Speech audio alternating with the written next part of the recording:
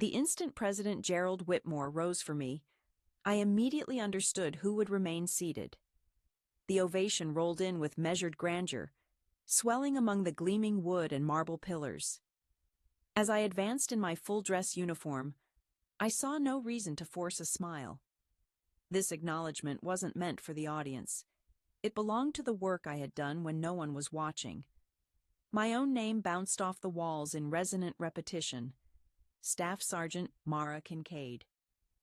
Suddenly, the moment arrived. He stood, President Gerald Whitmore, upright and nodding as I made my way to the podium.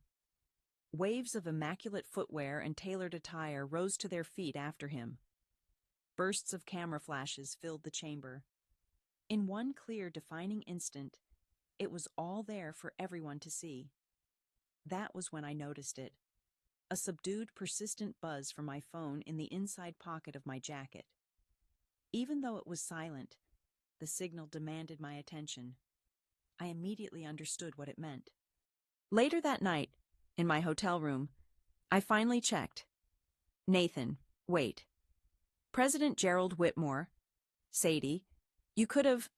I tried to say something, though it probably came out wrong. Honestly, Evelyn, there was a screenshot of the live stream with the caption, "Well, wow." I rested my back against the headboard, my uniform boots still on and unlaced but not taken off. I chose not to respond. There was no reason to. Earlier in the day, I turned toward the audience and caught sight of the chairs. An entire line bore my family's name. My relatives' seats remained untouched. There were no jackets left draped over the backs, no handbags placed on the ground. No attempt whatsoever was made to give the impression that they would ever arrive. They didn't even bother to reserve a spot, not even as a formality. It was as if feeling any pride had never been part of their plan. Now, though, they were upset because I hadn't sent them an invite. These were the very same people who scoffed when I pressed my Ravenwood Cadet Corps shirt. The ones who snickered when I mentioned boot camp. They were always the first to dismiss my drive as just a temporary stage. Now they resented that I hadn't kept a seat open for them. They could go on being upset. Every chair in that room stood behind me. They never truly did. I was 18 when Sadie Hollis finally said the words directly, not whispered behind my back. This time, it was spoken at the lockers, clear and sharp enough for everyone around to hear. She's just pretending to be a soldier. Give her a doll and be done with it. Their laughter echoed off the metal doors. I remained silent, staring down at my drill-scuffed boots, laces tied just right. After that, I just kept moving forward, not speeding up or slowing down, just continuing on. Back at the house, my Ravenwood Cadet Corps jacket was draped tidily over a kitchen chair. My mother brushed past it with a basket of laundry in her arms. "Maybe this will teach you some discipline," she mumbled as she walked by. I stayed quiet, only lifting the jacket from the chair so wrinkles wouldn't set in if it landed on the floor. That same year, I entered an essay contest called Why Service Matters. In my essay, I reflected on legacy, described my grandfather's medals kept in a shoebox, and wrote about serving even when no one is watching. I earned third place at the provincial level. I left the certificate on the kitchen counter. The following morning, there was a faint coffee stain encircling my name. My mother glanced over and remarked, "Well, it's not the Boston Ledger." Nobody showed up for the awards banquet. Sadie Hollis was at her cheerleading regionals. Nathan Lowell remarked, "An essay thing? Really?" My father returned to discussing the weather. I attended on my own. I wore a pair of borrowed flats with a second-hand dress. When they announced my name, I offered a grin, said thank you, and departed. Once I was back at school, someone tacked the article up on the bulletin board. Nobody realized it belonged to me. I recall my commencement ceremony. I stepped out into the parking lot and spotted my mother's car. Hope rose in my chest. I straightened my gown and refreshed my lip balm, but when I approached, the car was vacant. She had left to take my sister to cheerleading tryouts just across the street. Sitting down on the curb clutching my diploma, I eventually walked home by myself. At that point, I'd stopped expecting anyone to recognize me. I was just afraid of being forgotten. During my final semester, I showed up at school wearing my uniform one day. Sadie Hollis rolled her eyes so dramatically she almost lost her balance. "Still playing soldier for attention," she remarked. I glanced back at her before looking at the ribbon I had stitched onto my own collar. "You can't call it dress up if it doesn't come off," I replied. She stayed quiet, as she always did. Everyone assumed this phase would fade with time. The regiment, the outfit, the drive to prove myself. My initial post was across the range. It was a small town with more pine trees than residents. I quietly gathered my belongings when it was time to leave. There was no farewell, no drive to the station, only a bus ticket and a weather forecast app to guide me. Nobody questioned my destination. Not a single person bothered to look up the name of the base online. On my first day there, I sent a picture of myself in my field uniform, hair tied back, my smile awkward yet genuine, to our family group text. Nathan responded with a single thumbs-up emoji. I was the first to arrive at the location. Sadie Hollis replied to me 2 hours after I messaged her. She wrote, "Niece, is that actual equipment, or like Ravenwood Cadet Corps gear?" I started to write a detailed response, but deleted it and just sent a thumbs up instead. That first year was filled with mud, sweat, and early mornings that didn't care whether anyone was watching or not. I ran until my feet ached, scrubbed rifles so much the scent of CLP haunted my dreams, and pressed uniforms crisper than any conversation I'd ever had with my family. Nobody wondered about my sleep or whether my blisters had burst. By Thanksgiving, I shipped packages from the Redstone Mart. I sent a mug labeled, "Best Grandma Ever," even though my mother never was one. Nathan Lowell received a set of joke socks from me. Sadie's go-to snacks were overpriced but packed in bubbles for the trip. Only Sadie replied, "Thanks, I guess." Her response was strange, but whatever. I kept that text, not for comfort, but simply because it stood alone. In early autumn that next year, I was assigned to another country. New continent, but the same sense of isolation. On my 25th birthday, my family video called me, though it didn't feel like they truly wanted to connect. It was my nephew's turn to blow out the candles. Someone aimed their phone's camera at the cake. My sister's voice chimed in, "Oh, hey, Mara. You're still in South Korea, right? Nice. Anyway, say hi to Jasper." The view switched over. I gave a wave. Nobody returned the gesture. After that, I stopped answering their calls. Birthdays shifted into subdued nights, sipping vending machine coffee and eating whatever I could scrounge up in the mess hall. I started referring to those as just another Tuesday. Eventually, I received a call that broke the routine. A medevac situation. We lost communication. I managed the retreat with no maps and barely any leeway. Lives were saved by my efforts. The National Valor Citation arrived creased and unsigned. It was nothing more than a line in some digital file, but it still counted. I didn't say a word to anyone. I kept it out of our group messages, not wanting another nice or LOL reply. I stuck the medal to the wall above my rack. Velcro. No frame. No speech. My bunkmate gazed at me and remarked, "You don't mention home very often." I just lifted my shoulders, having nothing different to offer. Yet inside, something seemed to settle. It wasn't exactly pride, but something gentler.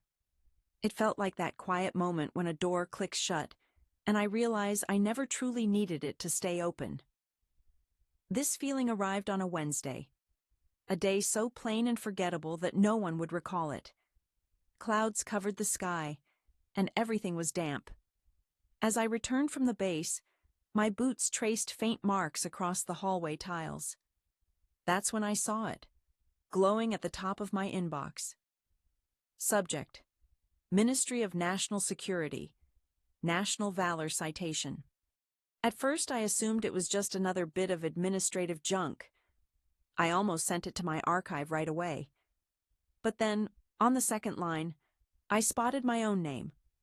Staff Sergeant Mara Kincaid. In bold, in all caps. Oddly unfamiliar. It didn't seem to belong to me. Not because it was incorrect, but because of its significance. It carried real weight. The sort of title that doesn't need anyone's approval. I pulled up the document and gazed at the PDF file. Heavy black serif letters caught my eye, with a pale gold seal watermark lingering in one corner. The writing was stiffly formal, laced with a terse respect that acknowledged my exceptional leadership under stress and my ongoing duty to protect this country.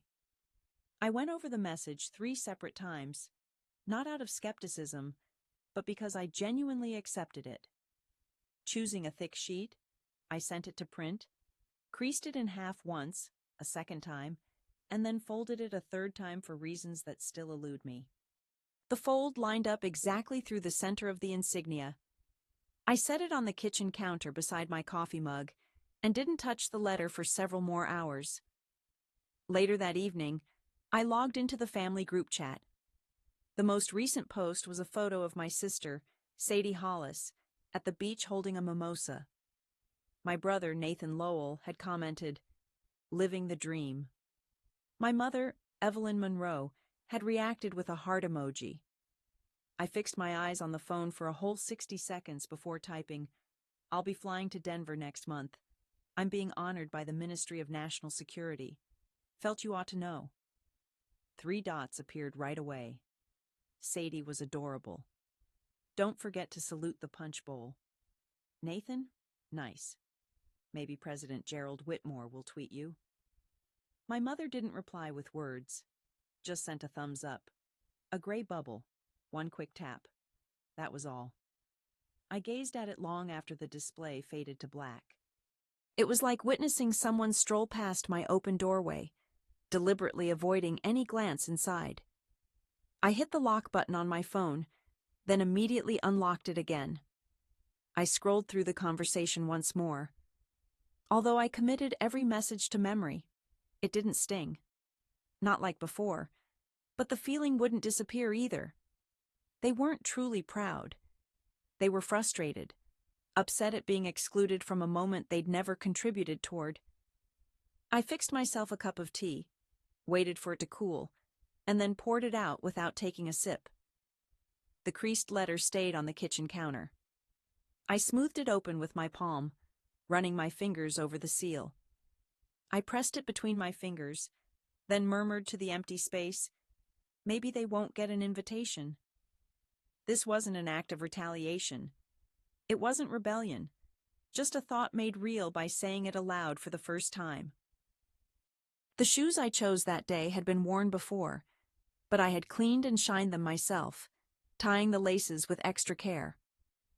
I stood in the cramped hotel room, fastening the last ribbon to my chest, right over the spot where the thread was beginning to come undone. It wasn't from damage, but from repeated motions. I didn't bother glancing at the mirror. At this point, I had accepted that my appearance was irrelevant. What I brought with me was what mattered. Beyond the window, Denver slowly brightened under gentle early autumn sunlight. It was the kind of light that brought no warmth, only clarity. Cherry trees lined the streets, looking as if they had nowhere else to be.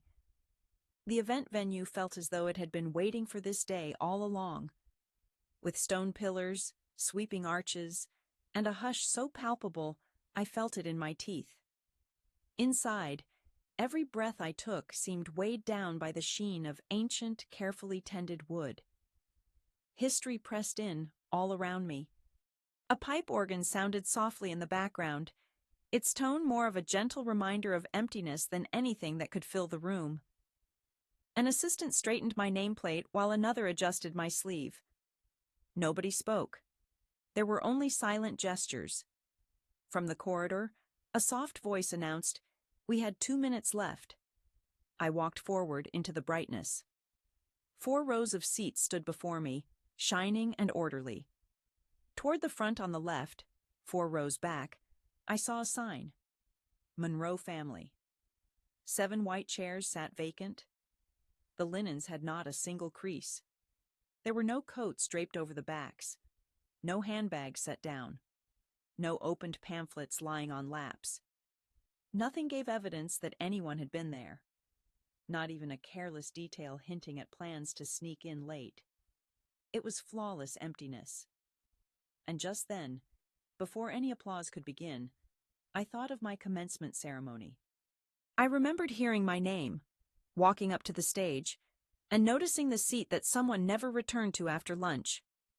I saved an overly broad grin for the yearbook. Too wide, too forced. For a long while, the spot next to me on the stage stayed conspicuously empty. There are times when someone's absence echoes more powerfully than their presence ever did. The announcer's tone was crisp and official as he proclaimed, "For outstanding leadership under extreme pressure and steadfast devotion to service, Staff Sergeant Mara Kincaid."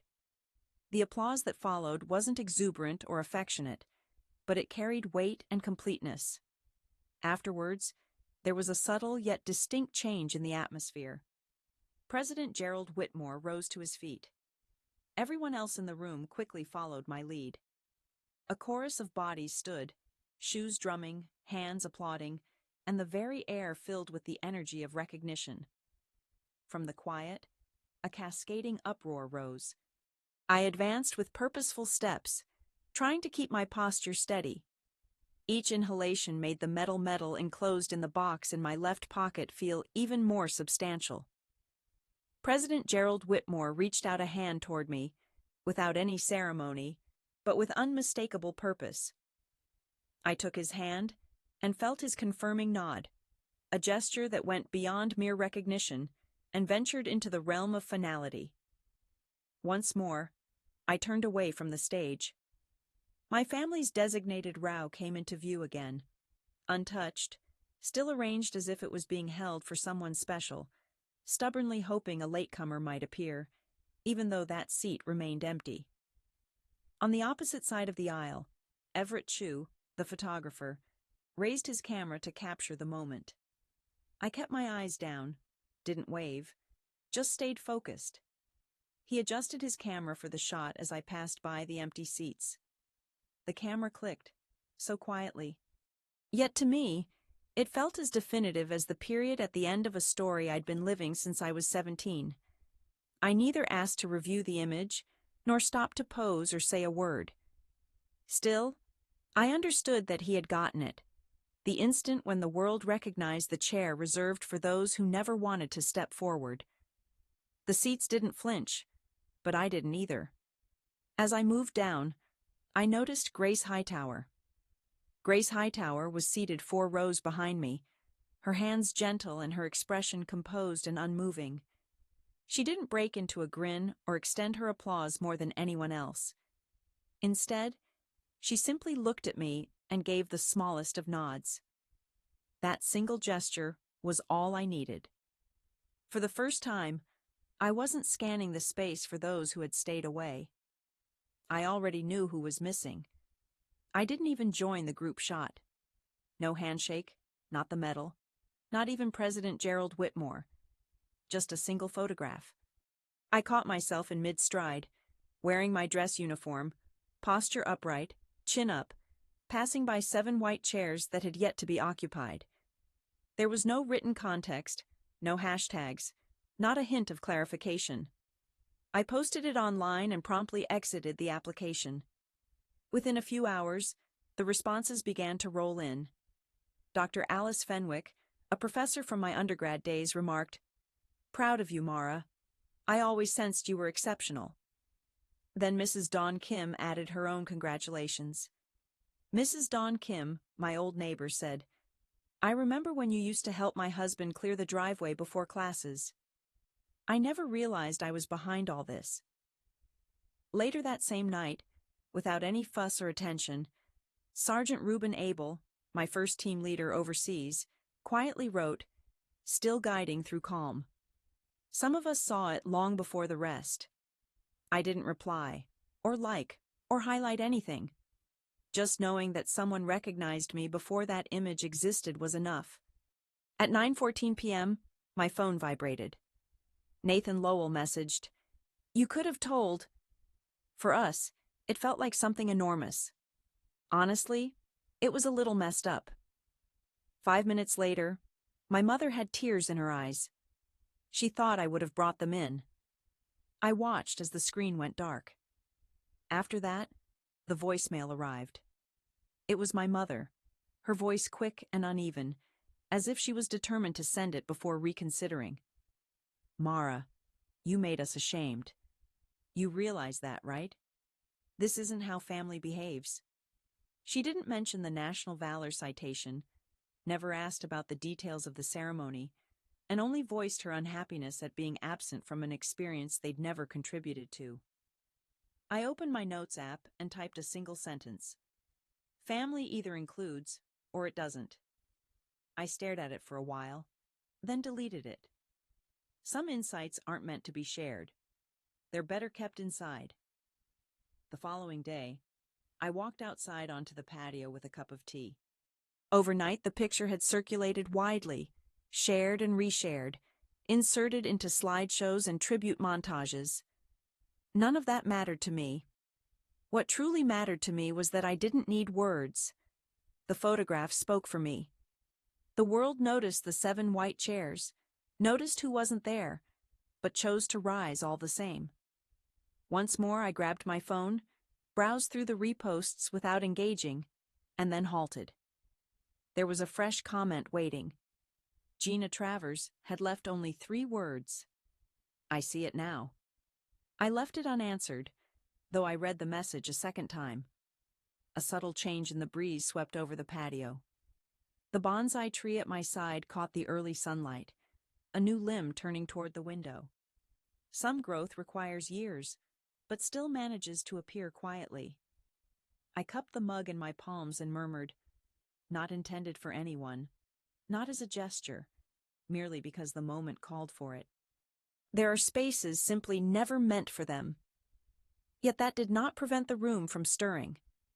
I leaned back, let the steam drift upward, and put them out of my mind. The bonsai arrived in an unadorned ceramic planter. No ribbon, no card. It was just a silent package waiting outside my entrance. I hesitantly peeled it open, uncertain whether it had been intended for me. Tucked inside was a note, folded with careful, square penmanship. I began reading. "Started this the day you left for Busan. It's yours now, Grace." The little tree looked modest but purposeful. Its trunk bent softly in an arc, branches evenly spaced and reaching upward. I gently traced one of its limbs with my fingertip and noticed a newly made cut, still in the process of mending.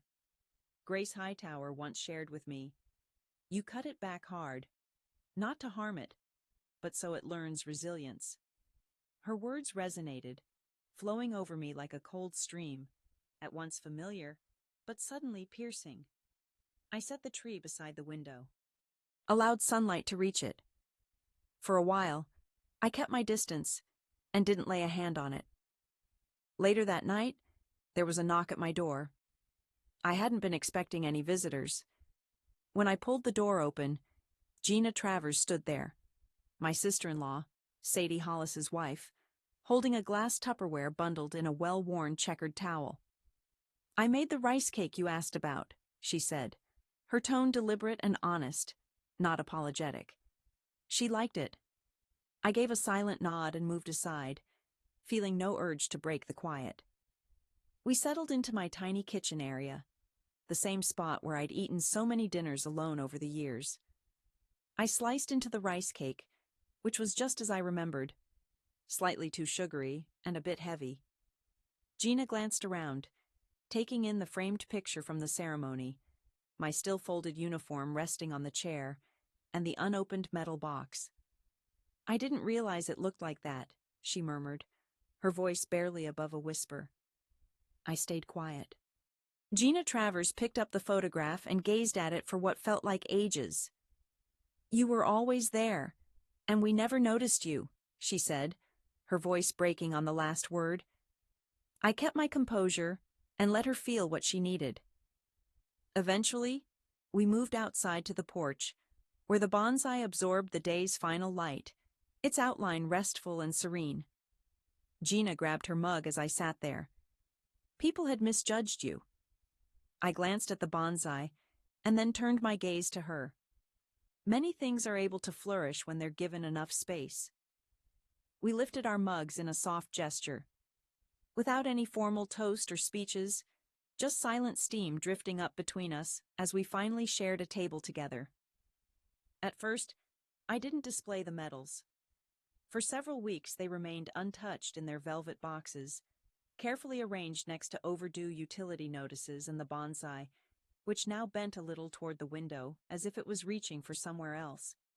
On a quiet Sunday, I brought them out, not to show off, not to make a statement, but simply to let them exist openly. I chose 2 to frame and set them above the bookcase. They weren't centered or highlighted, just there, much like I was as I watered the bonsai that morning.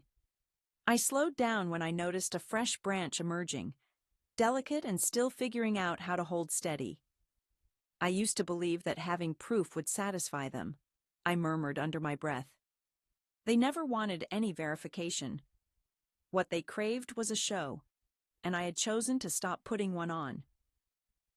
That evening, I found myself sitting out on the rear patio. A gentle, easy sound drifted up from the waves below. The soft light traced over the floorboards, as if being careful not to disturb my rest. No lens stared at me, no spectators, nobody left to impress. It was simply the open air and my own quiet presence remaining. I let my eyelids fall shut.